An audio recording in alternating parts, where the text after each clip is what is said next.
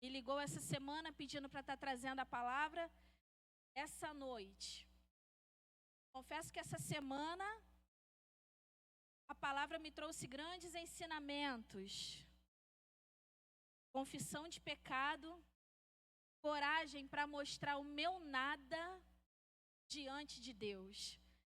Na quinta-feira, depois de um sonho e de um devocional que eu fiz, aí sim, eu tive a confirmação de que eu deveria estar aqui. E aí ficou gravado na minha mente e no meu coração uma palavra, desde quinta-feira. Não despreze o seu nada. Repita comigo. Não despreze o seu nada. Quantas vezes eu me senti assim, irmãos? E só veio isso na minha mente. Eu olhava, quantas vezes eu olhei para minha mão, e inclusive essa semana, eu olhei para as minhas mãos até quarta-feira e não vi nada ou quase nada. E a passagem que Deus colocou no meu coração para trazer é a história de uma família que não tem nome nem sobrenome, mas que se tornou um grande exemplo para mim e para você de fé e obediência.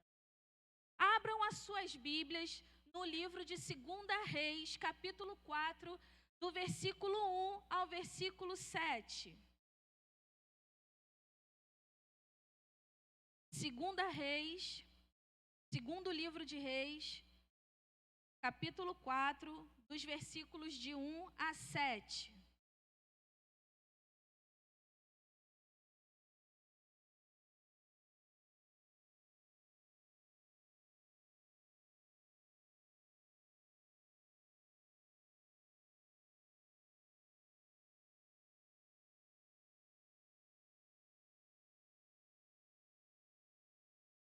Amém? Então vamos lá. Certo dia, a viúva de um dos membros do grupo de profetas foi pedir ajuda a Eliseu. Meu marido que o servia morreu e o Senhor sabe como ele temia o Senhor. Agora veio um credor que ameaça levar meus 2 filhos como escravos. O que posso fazer para ajudá-la? Perguntou Eliseu. Diga-me, o que você tem em casa? Não tenho nada, exceto uma vasilha de azeite, respondeu ela. Então Eliseu disse: tome emprestadas muitas vasilhas dos seus amigos e vizinhos, quantas conseguir. Depois, entre em casa com os seus filhos e feche a porta. Derrame nas vasilhas o azeite que você tem e separe-as quando estiverem cheias. A viúva seguiu as instruções de Eliseu.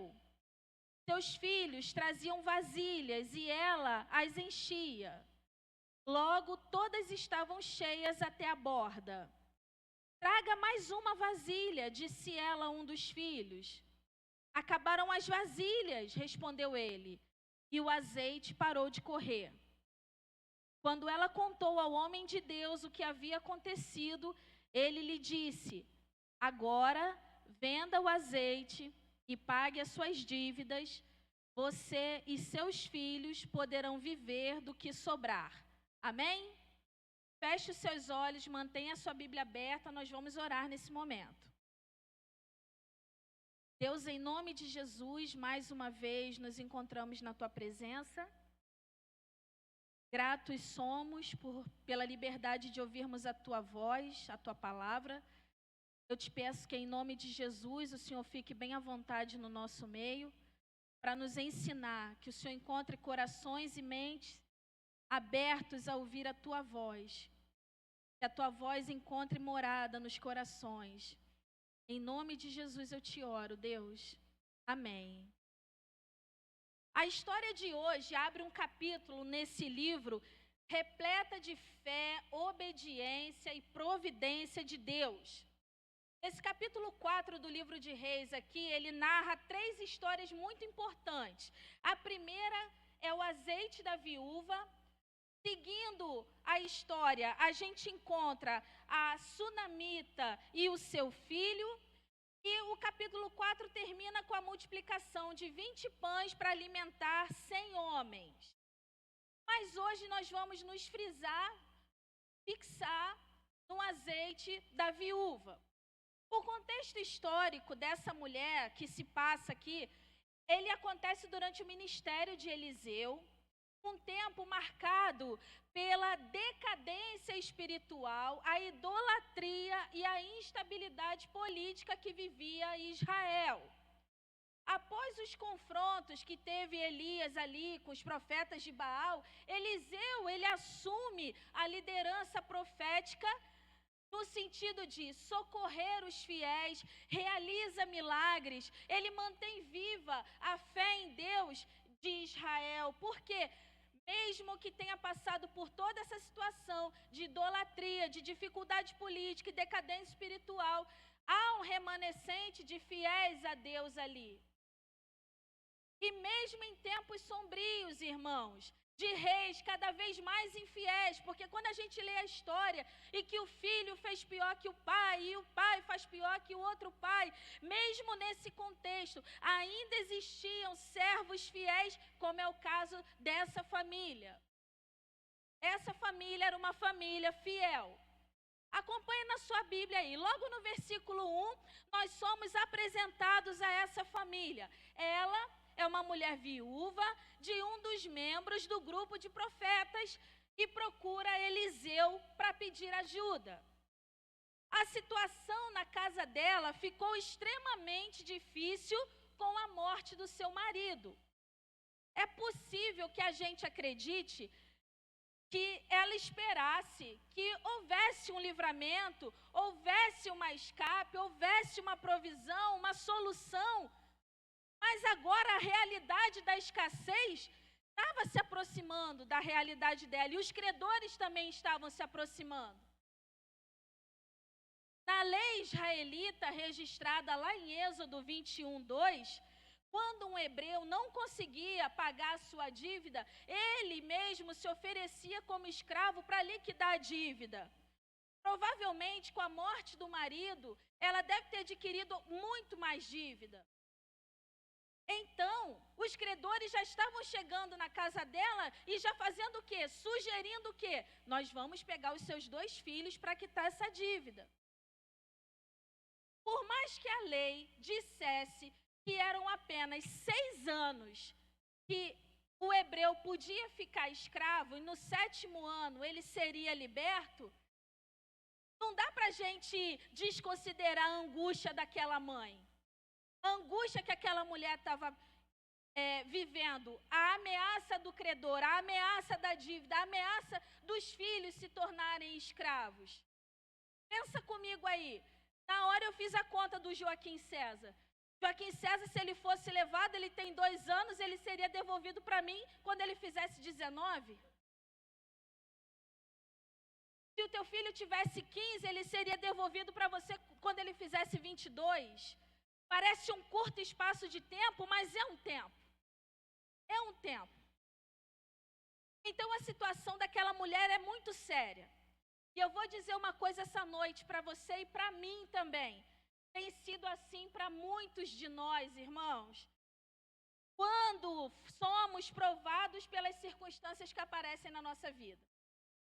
E o Senhor, é preciso deixar isso claro, que o Senhor, Ele não nos promete resgatar no nosso tempo dos nossos problemas. Ele não promete nos livrar dos nossos problemas no nosso tempo, da nossa forma, ou nos livrar dos nossos desafios da forma que a gente acha melhor. Porque Ele acha justo, de acordo com Tiago 3, provar a nossa fé e a nossa paciência. Olha o que diz: pois vocês sabem que quando a sua fé vence essas provações, ela produz perseverança. Então o Senhor acha justo que passemos por certas dificuldades para criar na gente essa resistência de perseverança. E tem outra coisa que vai além. Situações extremas da fraqueza humana são uma oportunidade que Deus usa para cumprir o seu propósito na sua vida e na minha vida. A Bíblia nos chama a atenção para momentos que nós, como aquela mulher, nos sentimos sem saída. Alguma vez você já se sentiu sem saída? Não tem jeito, não tem saída. Como que eu vou sair dessa agora? E aí, onde essa mulher foi buscar socorro? Onde? Da onde ela sabia que viria o socorro. No mesmo versículo 1, ela justifica o seu pedido de ajuda, dizendo que era o seu marido, ele temia o Senhor, ou seja, aquele marido havia morrido, era um marido que temia o Senhor, porém, ele havia deixado um legado para aquela família, pois foi a esse Deus que aquela mulher, junto com os seus filhos, foi pedir o quê? Socorro. Ao existir o pedido de ajuda, assim que essa mulher foi pedir ajuda, ela colocou o seu problema na mesa. O profeta Eliseu faz duas perguntas para ela. Versículo 2. O que é que eu posso fazer para ajudá-la? Diga-me, o que você tem na sua casa? E a mulher, então, responde, não tenho nada. Ela imediatamente, ela fala logo, eu não tenho nada, exceto uma vasilha de azeite. O que me chama a atenção é como a gente tem mania de responder pergunta rápido. Cristo mesmo, quando foi confrontado, ele parou um pouco, quando levaram a mulher adúltera para ele resolver a questão, ele mesmo parou um pouco e começou a escrever. Ele mesmo deu exemplo para mim e para você, que não há necessidade da gente dar uma resposta na hora que é perguntado. Mas a gente não, a gente é tão impulsivo, que assim que a gente é perguntado, a gente logo, pá, responde. E ela, assim que ela foi confrontada, ela respondeu, eu não tenho nada, exceto uma vasilha de azeite. Aí eu fui pesquisar no dicionário o significado de nada. Nada, de acordo com o dicionário, é a ausência de tudo. Nada, de acordo com o dicionário, é coisa nenhuma. Nada, de acordo com o dicionário, é vazio. No momento que aquela mulher estava vivendo, era tão angustiante e sério, que ela responde, num primeiro momento, eu não tenho nada.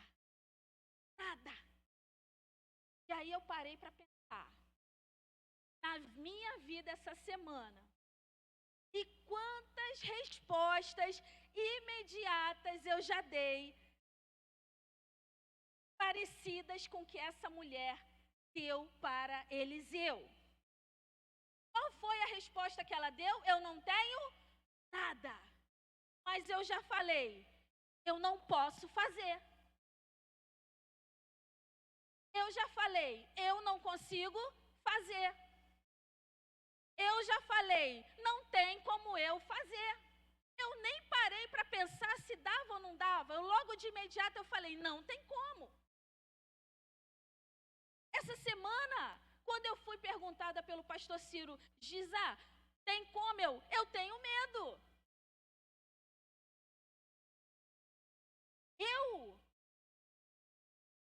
Como eu? Logo eu? Mas tem sempre alguém que vai fazer melhor do que eu. Você já falou isso alguma vez? Você já deu essa resposta alguma vez para alguém?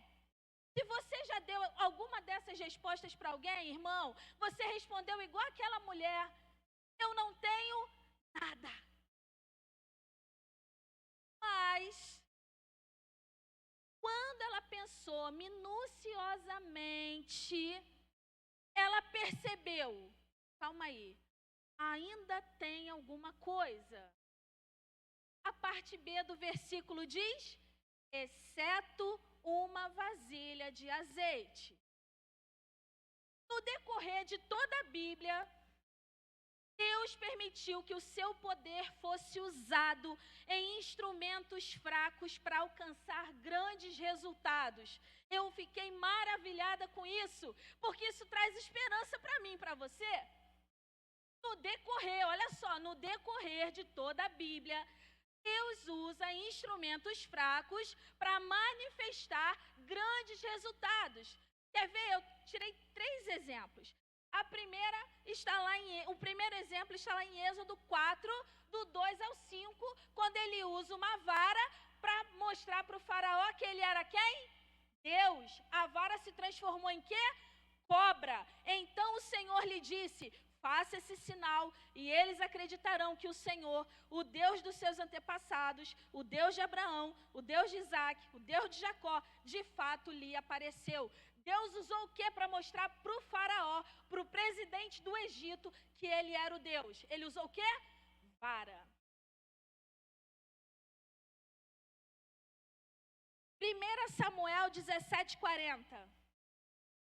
Davi pegou 5 pedras lisas de um riacho e as colocou em sua bolsa de pastor. Armado apenas com seu cajado e sua funda, foi enfrentar o filisteu. Deus usou o quê? 5 pedras. Naquele dia, Deus deu um grande resultado para o povo de Israel, sim ou não? Com 5 pedras.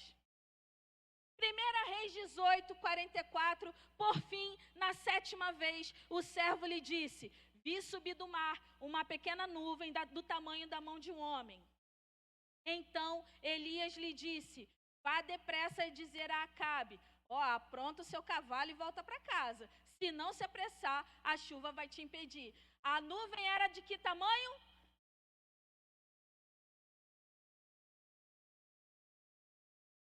Vara, pedra, nuvem do tamanho da mão de um homem, seria incapaz de fazer alguma coisa se tivesse o poder de Deus. Eles só foram grandes ferramentas porque estavam nas mãos certas, nas mãos de Deus. Eu quero que nesse momento aí você olhe para sua mão. Olha para sua mão aí. Olha para sua mão. Olha para o seu talento.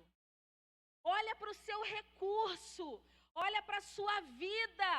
Pode ser que você nesse momento ache que não tem muito, que você tem até pouco ou até mesmo nada, como disse aquela mulher, para oferecer a Deus. O que eu tenho? Eu não tenho nada. Mas o nosso Deus tem provado ao longo da história que Ele não precisa de muito para fazer muito. Veja o menino com seus 5 pães e 2 peixinhos. Aprendemos recentemente na célula. Alimentou quantas pessoas? Mais ou menos 20.000 pessoas. Com 5 pães e 2 peixes. Porque foram para as mãos certas. Nós não sabemos quem passará pelas nossas mãos, pelas nossas vidas, pelas nossas células. Nós não sabemos onde seremos colocados, nos lugares que seremos colocados, com quais propósitos seremos colocados. Mas a gente tem que ter sabedoria para saber que nesses lugares seremos poderosamente usados como instrumento de Deus ali. Uma vasilha de azeite, irmãos, foi suficiente naquele dia para mudar a situação daquela família. Uma vasilha de azeite. Porém, houve um processo. E ela precisou seguir algumas orientações. A primeira orientação que aquela mulher precisou seguir foi: ela precisou tomar emprestado quantas vasilhas ela pudesse. Quantas vasilhas ela fosse capaz de conseguir emprestado com seus vizinhos e com seus amigos. Com certeza, esse seria um procedimento estranho e um pedido inusitado. Você imagina correndo pela sua rua, pedindo para os seus vizinhos: me empreste todas as suas vasilhas vazias que você tem aí. Todas. Mas quantas? Eu quero todas. Mas para quê? Todas. Rápido, eu preciso hoje, com urgência. Todas. Filho, vai naquela, você já foi nele, já foi naquele, eu quero todas. A minha Tupperware não, a Tupperware sim, todas.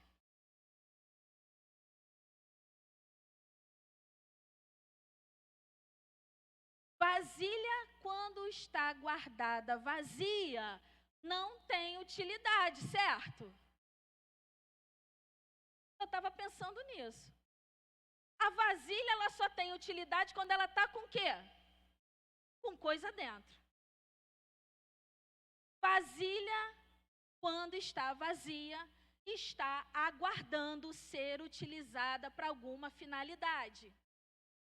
E aí eu pergunto para você, você é uma vasilha, como você está hoje?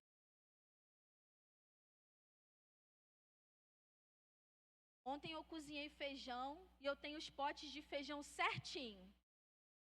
Potes de feijão já estão com os feijões todos cozidos lá no freezer. Conforme eles estão esvaziando, eu já sei que eu preciso fazer o que com o feijão? Cozinhar novamente. Como que você está? Está vazio? Está cheio? A gente precisa, irmãos, aprender uma coisa nessa noite aqui, que para a gente se encher de Deus, a gente precisa se esvaziar da gente. Hoje, te falta coragem para resolver alguma coisa? Então você tem que se esvaziar da sua covardia e do seu desânimo. Olha só. Se te falta coragem, é porque dentro de você tem o quê? Covardia. Está faltando em você ousadia? Então você tem que se esvaziar de quê? De medo. Se está te faltando ousadia, é porque você está cheio de medo dentro de você. Se te falta tempo, caramba, eu não sei administrar meu tempo, me falta tempo, é corrido, meu dia é corrido. Sabe do que a gente está cheio? A gente está cheio de pressa. A gente precisa tirar a pressa de dentro da gente e a precipitação. Se está faltando obediência, você tem dificuldade de obedecer? Então se esvazie da desobediência. Se esvazie do que é desnecessário para estar pronto, para estar cheio. Se hoje você quer sair daqui cheio de alguma coisa, do que te falta, você precisa se esvaziar, porque não dá para ocupar 2 espaços ao mesmo tempo com líquidos diferentes. Naquela ocasião, para fazer o milagre, Deus precisava de botijas o quê? Vazias. Porque se tivesse cheia, para que milagre? Do que você precisa se esvaziar hoje? Para que o Senhor possa encher a sua vida. Do que você precisa se esvaziar? Peça muitas vasilhas, quantas você puder, disse o profeta. Porque o limite do milagre estava na mão daquela mulher.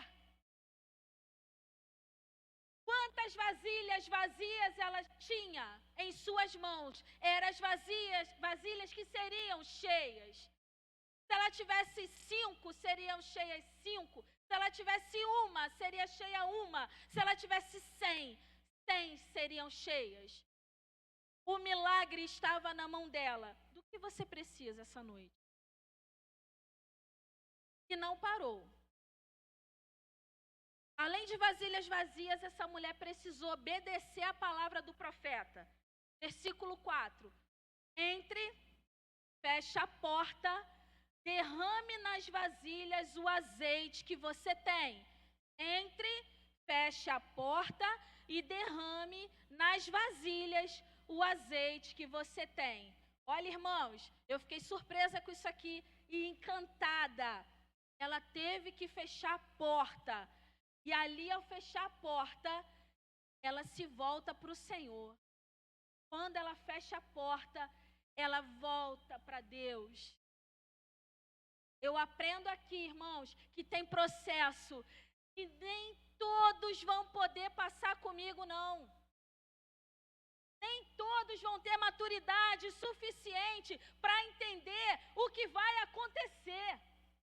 O aprendizado de fé, obediência, não era para a vizinhança, era para aquela família, no secreto, com Deus. nem todo mundo que viria estaria preparado para entender o que ia acontecer. E o mais incrível, anos depois, séculos depois, o próprio Jesus falou isso em Mateus 6,6. Mas quando orarem, cada um vá para o seu quarto, fecha a porta, ora o seu pai em segredo. Então o seu pai que observa em segredo os recompensará. Há milagres e respostas que Deus trabalhará primeiro em você e em mim, para depois o nome dele ser glorificado. Pegou? Há respostas e milagres que vão acontecer primeiro dentro da sua casa, em você no secreto, para depois o nome dele ser glorificado. Eu vou falar um negócio para você. Isso é tão sério que nem o profeta estava na casa da família. Só eles estavam sozinhos lá. Nem o profeta estava. A fé daquela família foi testada, gente. Longe dos olhares curiosos. Longe do que poderia distrair aquela mulher. Com confiança, ela pegou a única botija. A única vasilha de azeite começou a despejar. Ela foi obediente, começou a despejar. Traga mais uma, filho. Despejar. E ia separando. Quando tivesse cheia, filho, coloca ali. Vai, filho. Vai, filho. Separa, filho. Pega mais uma. Mais uma, filho. Traz. O milagre se deu na medida de fé. Quanto mais vasilha, mais azeite, irmão. Quanto mais vazio, mais cheio do Espírito a gente vai ser. Estudando para essa pregação, estudei com o Charles Spurgeon, acho que o nome é assim, eu não sei se fala assim, pastor Charles Spurgeon, e um dos seus comentários sobre essa passagem, ele traz uma reflexão sobre a possível conversa da incredulidade com a fé, naquele momento com aquela mulher. Pensa no diálogo que pode ter tido na cabeça daquela mulher. Isso não faz sentido. Como assim?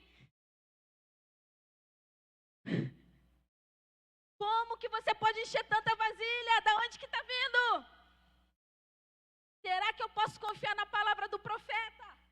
Traz, filho! Irmãos, como fica clara a necessidade da gente fechar a porta, fechar a brecha da incredulidade, não ouvir a voz do inimigo no processo do milagre. Porque ele vai tentar conversar comigo e com você. Ele tentou com Eva, conseguiu. Tentou com Neemias, só que Neemias respondeu o quê? Estou numa grande obra. Agora não. Tentou com Jesus. Jesus falou o quê? Rebateu com a palavra.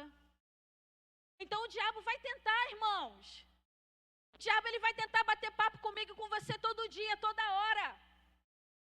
Só que na Bíblia mesmo a gente já tem como resolver esse problema.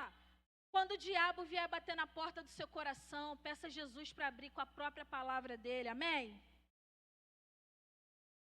Após a aprovação, a fé, a obediência ser colocada em prática, aí sim, a fé, a obediência, aconteceu o quê?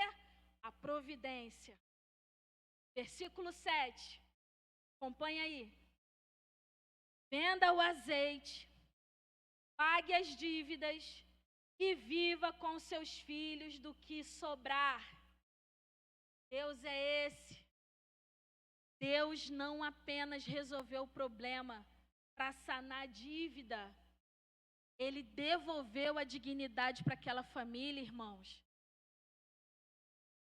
A mãe não precisou se preocupar com a escravidão.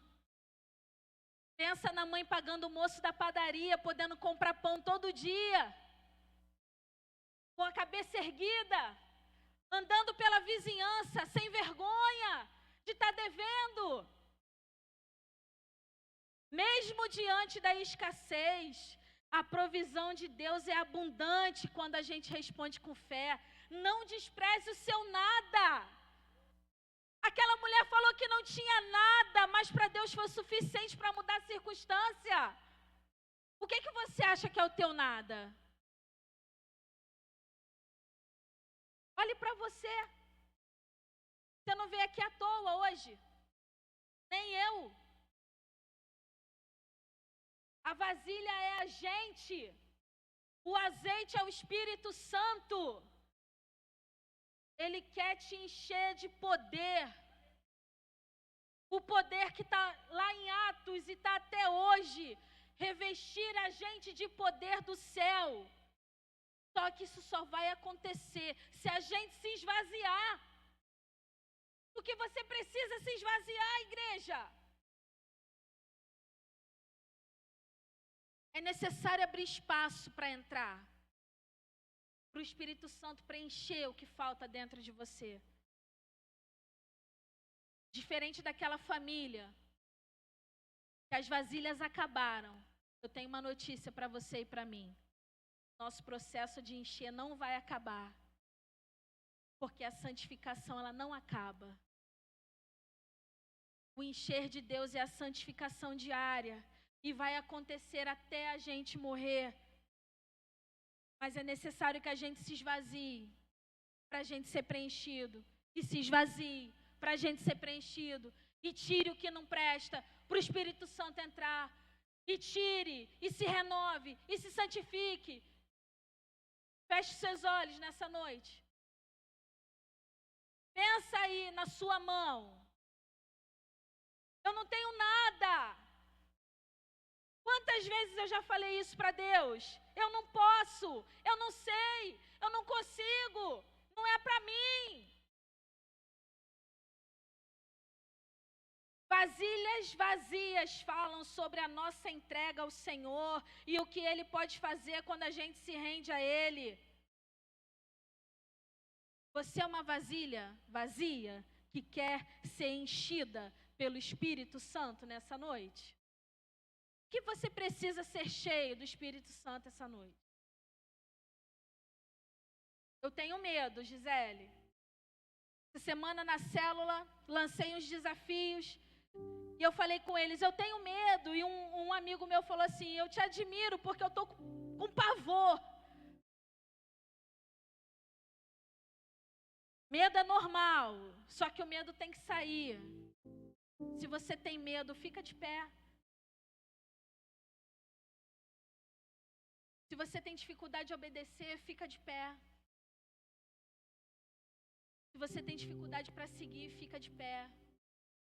Você acha que você tenha muito pouco, fica de pé. Vai orar por você. Glória a Deus. O diabo vai falar que é nada, mas é mentira, tá? Só de você estar com vida aqui, isso é tudo que o Senhor precisa. Você não sabe nem quem vai passar pela sua vida para você falar alguma coisa? Quem vai olhar para você e vai olhar assim, não, se ele está conseguindo, tem esperança para mim.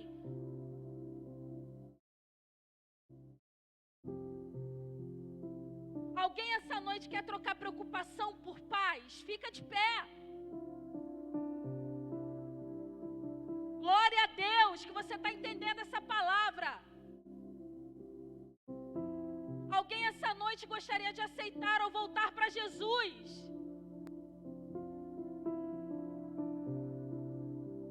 Se você deseja voltar para Jesus, é só você vir aqui na frente que a gente vai orar.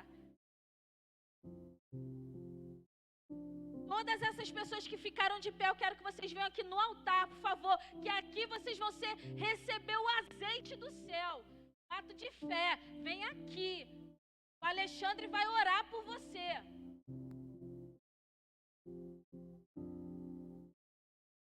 Glória a Deus que você entendeu essa palavra.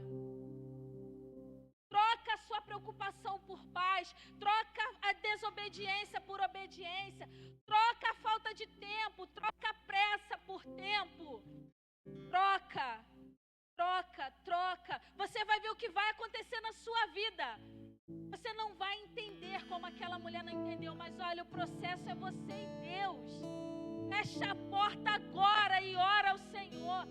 Fecha a porta, porque tem processo que é só você e Deus. Eu posso ir até somente a você e Deus. Feche a sua porta. Vamos orar. Cante.